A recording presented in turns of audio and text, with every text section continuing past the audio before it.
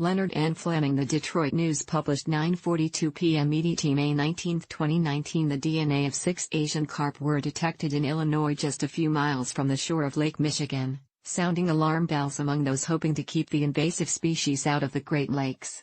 The U.S. Fish and Wildlife Service last week announced that the environmental DNA, EDNA, of 3 bighead carp and 3 silver carp were found in Lake Calumet, south of Chicago near the Indiana border. It is unclear if any actual fish were found, officials monitoring the situation said. The finding of bighead and silver carp EDNA in Lake Calumet, just a few miles from Lake Michigan, is troubling news, said Molly Flanagan, the vice president of policy for the Alliance for the Great Lakes, an environmental organization dedicated to protecting the Great Lakes. It's a stark reminder that we don't have time to waste.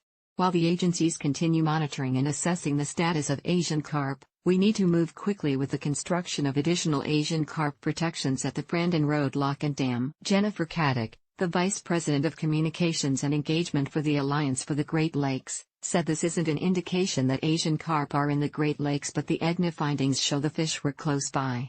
It's sort of a warning light, she said.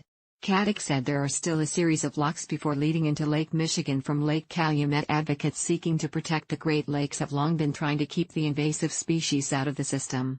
Illinois officials have been discussing a stronger lock and dam system aimed at to protect Lake Michigan from Asian carp.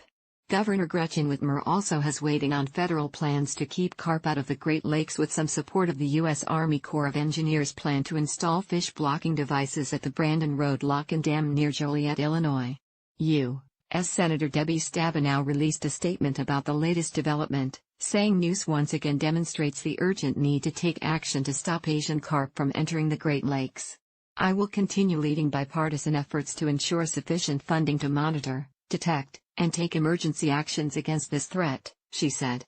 At the same time, the Army Corps and the administration must finally send Congress comprehensive plans for Brandon Road while also pursuing every possible option to prevent Asian carp from entering and wreaking havoc on the Great Lakes.